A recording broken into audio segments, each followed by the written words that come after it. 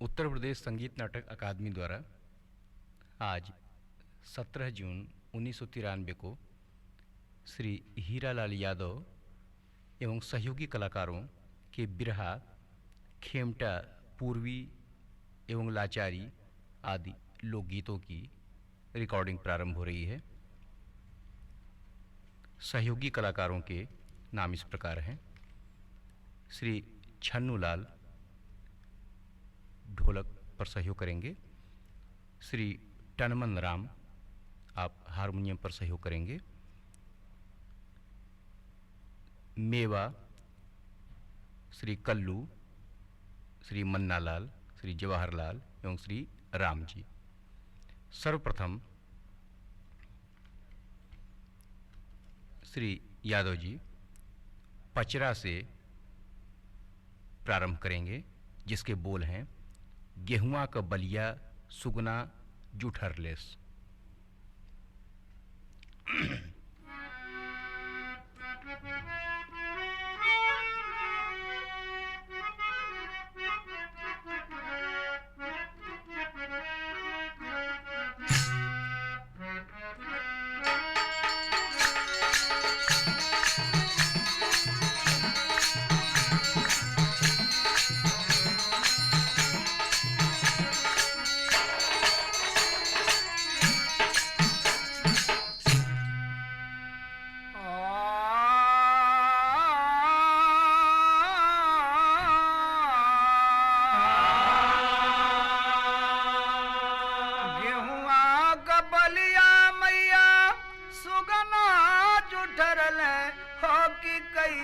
कैसे ना मैया के रोटिया चढ़ई हो कि कैसे कैसे ना मैया के रोटिया चढ़ई हो कि कैसे कैसे ना मैया के रोटिया चढ़ई हो कि कैसे कैसे ना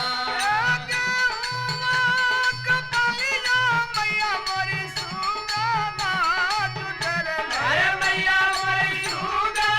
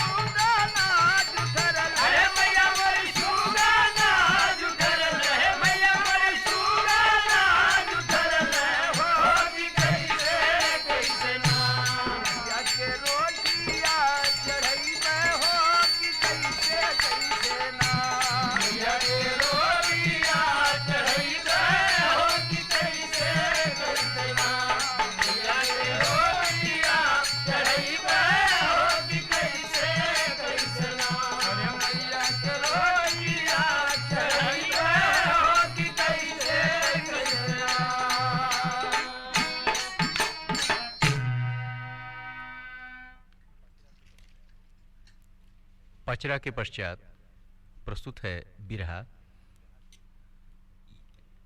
बिरहा के कई प्रकार श्री यादव जी प्रस्तुत करेंगे, जिनमें से पहला प्रकार है डेढ़ फुल्ली बिरहा। इसके बोल हैं, देखो चले वीर हनुमान राम जी देहलें मुनरी।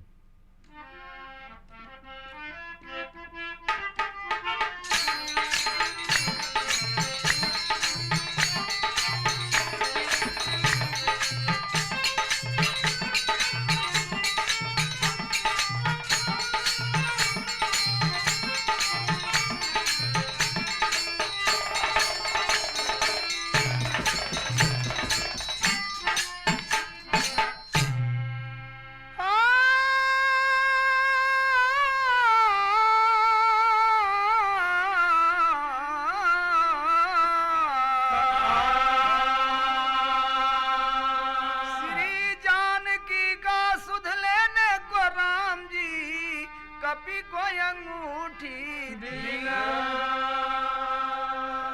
देखो चले वीर हनुमान राम जी दहले मुनरी। देखो चले वीर हनुमान राम जी दहले मुनरी। देखो चले वीर हनुमान राम जी दहले मुनरी। राम जी दहले मुनरी, राम जी दहले मुनरी। देखो चले वीर हनुमान राम जी दहले मुनरी। देखो चले वीर हनुमान राम जी दहले मुनरी। देखो चले वीर हनुमान राम जी दहले मुनरी। कहे राम जी सुनो पवन सुत सिया पास में जई हो। सिया पास में जई हो रामा, सिया पास में जई हो। सिया पास में जई हो रामा, सिया पास में जई हो। मेरी हाल उनसे गयो तो उनकी हाल ले आई हो। कैसी प्यारी सुंदरी, कैसी प्यारी सुंदरी। कैसी प्यारी सुंदरी। देखो चले वीर हनुमान राम जी दहले मुनरी। देखो चले वीर हनुमान राम जी दहले मुनरी। देखो चले वीर हनुमान राम जी दहले मुनरी। अरे राम जी दहले मुनरी, राम जी दहले। राम जी दहले मुनरी, राम जी दहले मुनरी। देखो चले वीर हनुमान राम जी दहले मुनरी। देखो चले वीर हनुमान राम जी दहले मुनरी। कहे राम जी सुनो पवन सुत सिया पास में जई हो। सिया पास में जई हो रामा, सिया पास में जई हो। ओ सिया पास में जई हो रामा, सिया पास में जई हो। सिया पास में जई हो रामा, सिया पास में जई हो। मेरा हाथ की यही अंगूठी श्री जानकी जई हो, जो जनक की दुलरी। जो जनक की दुलरी, अरे जो जनक की दुलरी। देखो चले वीर हनुमान राम जी दहले मुनरी। देखो चले वीर हनुमान राम जी दहले मुनरी। देखो चले वीर हनुमान राम जी दहले मुनरी। मेरे हाथ की यही अंगूठी श्री जानकी पई है। श्री जानकी पई है रामा, श्री जानकी पई है। श्री जानकी पई है रामा, श्री जानकी पई है। ए दिल में होई बोल समझला, तब तो के पति आई है सब गुणवन की है गई। सब गुणवन की अगरी, सब गुणवन की अगरी। देखो चले वीर हनुमान राम जी दहले मुनरी। देखो चले वीर हनुमान राम जी दहले मुनरी। देखो चले वीर हनुमान राम जी दहले मुनरी। अरे राम जी दहले मुनरी, राम जी दहले। राम जी दहले मुनरी, राम जी दहले मुनरी। देखो चले वीर हनुमान राम जी दहले मुनरी। देखो चले वीर हनुमान राम जी दहले मुनरी। हाँ, अच्छी तरह से समझाना जा जहाँ जानकी होवे। अरे जहाँ जानकी होवे रामा, जहाँ जानकी होवे। अरे जहाँ जानकी होवे रामा, जहाँ जानकी होवे। भला तरह से धीरो दयो, मेरे पिराना रोवे। मेरे नयन की पूतरी, मेरे नयन की पुतरी। मेरे नयन की पूतरी। देखो चले वीर हनुमान राम जी दहले मुनरी। देखो चले वीर हनुमान राम जी दहले मुनरी। देखो चले वीर हनुमान राम जी दहले मुनरी।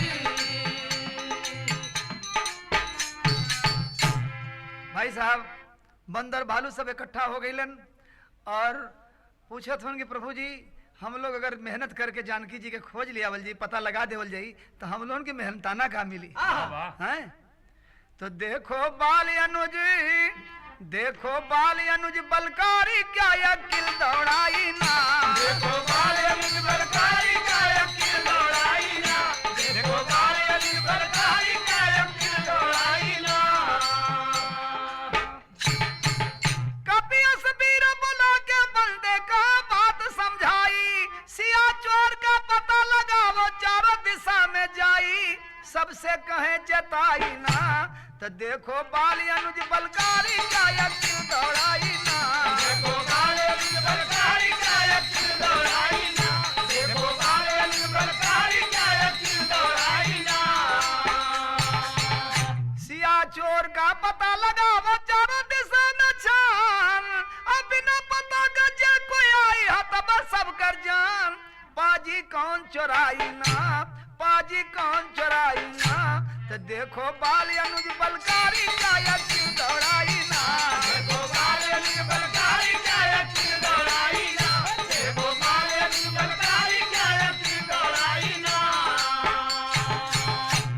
तो बंदर लोग कहथन कि सिया चोर का पता लगाई बेचारा दिशा में छान हाँ बिना पता के जे कोई आई है तब सब कर जान पाजी कौन चुराई ना तो देखो बाल अनुज बलकारी का यकील दौड़ाई ना देखो बाल अनुज बलकारी क्या यकील दौड़ाई ना देखो बाल अनुज बलकारी क्या यकील दौड़ाई ना रामचंद्र का सुमिरन करब सिद्ध होई सब काम वाह, वाह। रामचंद्र का सुमिरन करब सिद्ध होई सब काम सिया चोर का पता लगाई तब का मिली इनाम सो सब देव बतलाई ना सो सब देव बतलाई ना देखो बाल अनुज बलकारी का यकील दौड़ाई ना देखो बाल अनुज बलकारी क्या यकील दौड़ाई ना देखो बाल अनुज बलकारी क्या यकील दौड़ाई ना क्या यकील दौड़ाई ना क्या यकील दौड़ाई क्या यकील दौड़ाई ना क्या यकील दौड़ाई ना देखो बाल अनुज बलकारी क्या यकील दौड़ाई ना देखो बाल अनुज बलकारी क्या यकील दौड़ाई ना तो देखें बंदरन के उत्साह के और खुश करे बदे उन्होंने के आदेश मिले थे कि मधुबन बाली का प्यारा मेवा दिया लगा सिया चोर के बदले में सब फल जाना तू खाए बिहारी कहे चताई ना बिहारी कहे चताई ना देखो बाल अनुज बलकारी का यकील दौड़ाई ना देखो बाल अनुज बलकारी क्या यकील दौड़ाई ना देखो बाल अनुज बलकारी क्या यकील दौड़ाई ना क्या यकील दौड़ाई ना क्या यकील दौड़ाई ना देखो बाल अनुज बलकारी क्या यकील दौड़ाई ना देखो बाल अनुज बलकारी क्या यकील दौड़ाई ना गति को अंगूठी दिया चला पीर सब ढाई अपने मन में लिए हर्षाई प्रेम से सुमरत जय जय हे श्री गोविंदा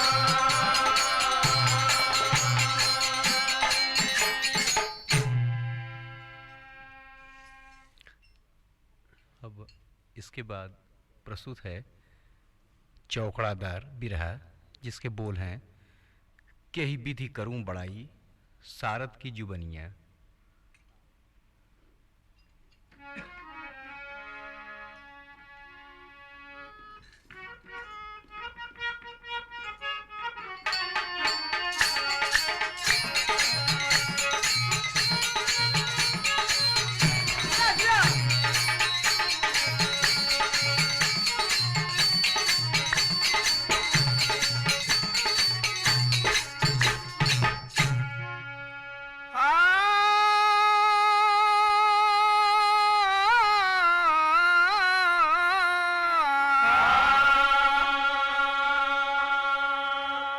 श्रवण का विस्तार सुनाऊं आदि अंत तक यार जबकि मही पर लिए थे अवतार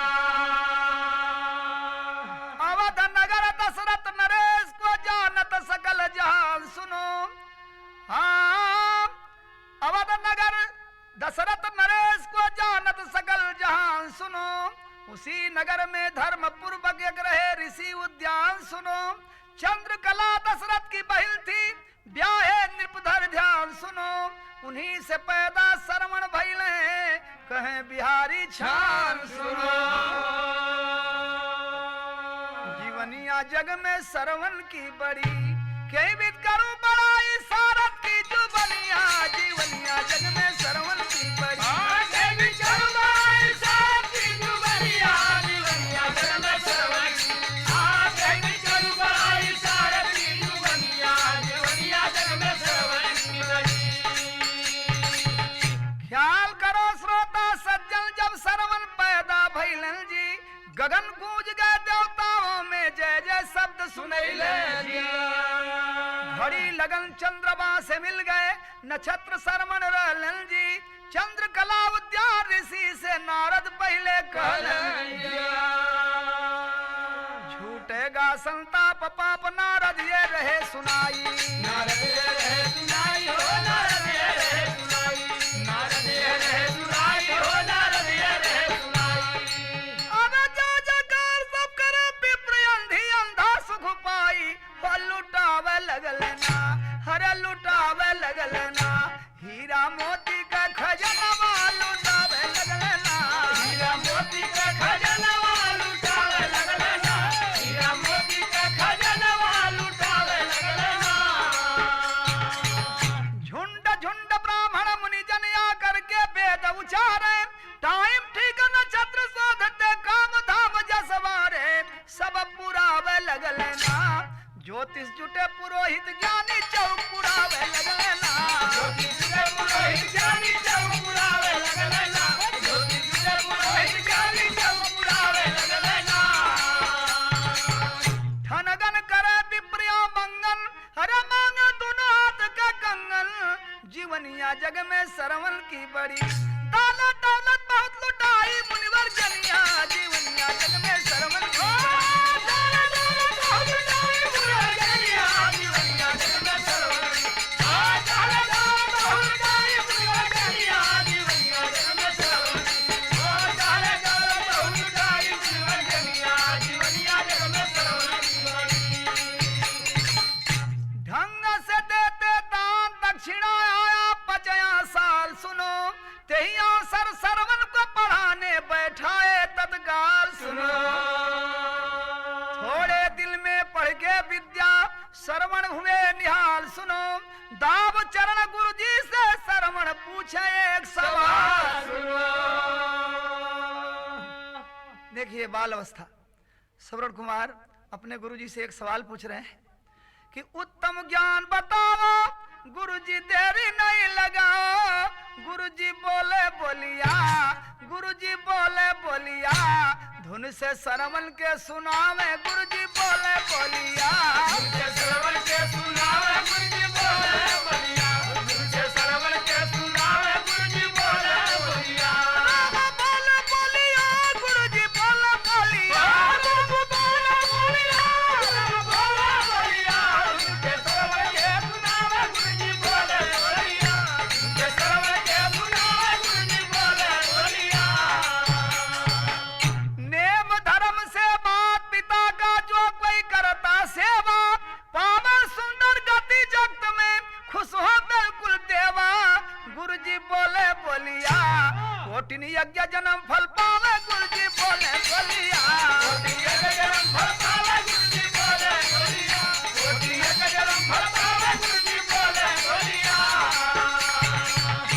बेटा श्रवण, सबसे उत्तम व्रत जप पूजा पाठ माता पिता के चरण का सेवा। तो श्रवण कुमार को प्रसन्न पाता है। फौरन विद्या पढ़ के श्रवण राज भवन पर आए।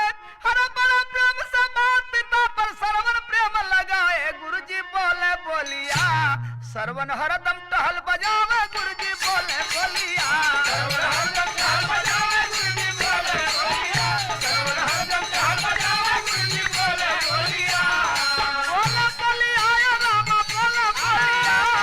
बोले बोलिया, राम बोले बोलिया। श्रवण हरदम टहल बजावे। गुरुजी बोले बोलिया। श्रवण हरदम टहल बजावे। गुरुजी बोले बोलिया। भय बिया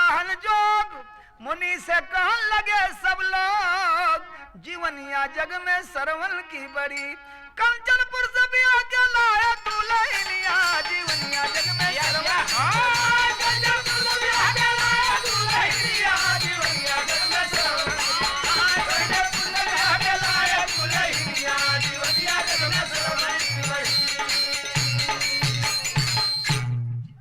मिली करक्सा नार हाय थी चंपावती सयानी जी अलग रहूं मन में सोचे दुख भारी हृदय समानी जी रह रह कर घबरा जिया कब मरी है दोनों परानी जी लगे न कोई जोर पति से रह रह गुने रानी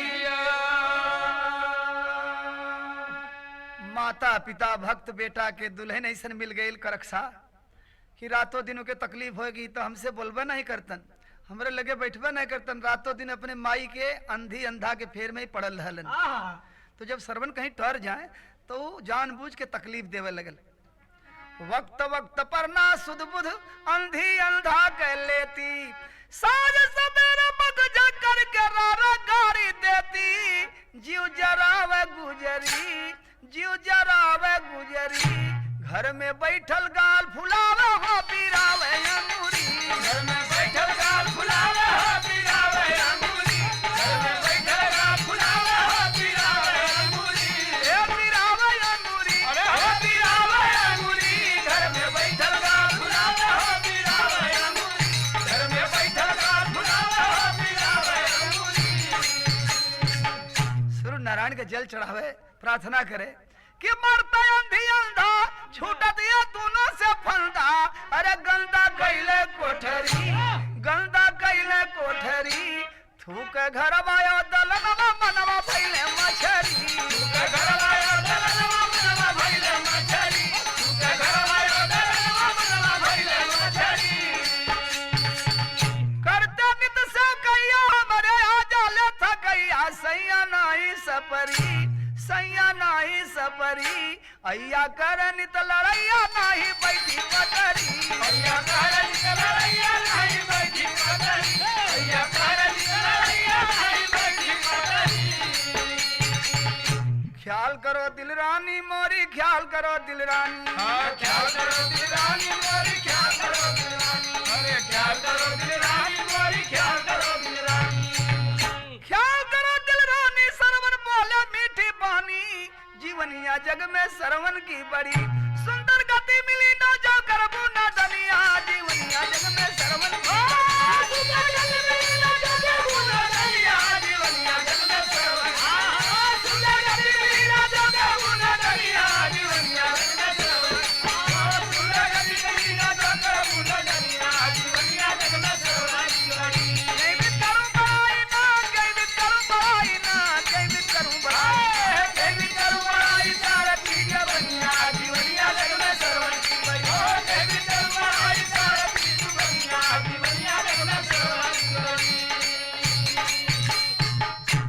अपने औरत से तंग होके सरवन एक दिन औरतिया से कहत हन कि हम ही खाए जहर मर जाइत अरे छूट जा सभी लड़ाई जी छूटेगा संताप पाप सरवन ये रहे सुनाई जी त्रिया को रह ज्ञान सिखावे ऊंच नीच बतलाई जी ज्ञान ज्ञान का कथन करो कभी रमन गए बताई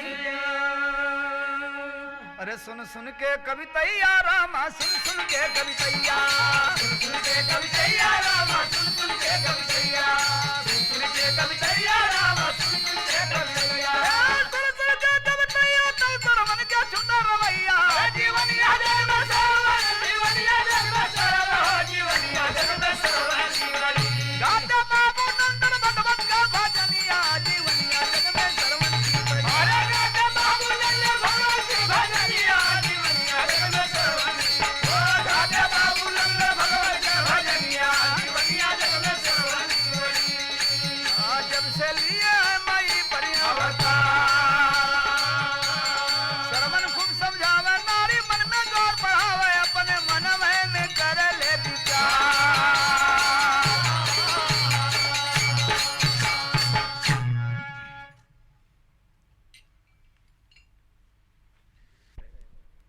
एक निर्गुण बिरहा इसके बोल हैं सजन तोर आई हैं सखी एक दिन ले जई हैं गवनवा नंदी।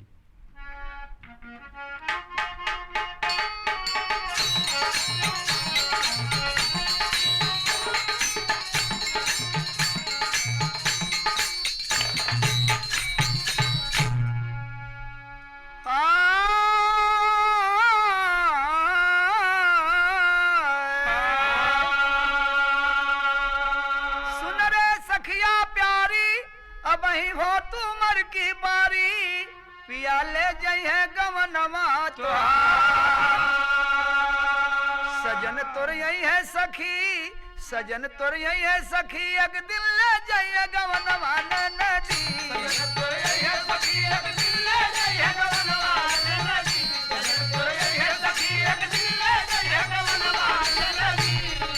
गुण ढंग नैहर में सिक्के हो जा गुण की अगरी हो जा गुण की अगरी रामा हो जा गुण की अगरी। अरे हो जा गुण की अगरी रामा हो जा गुण की अगरी।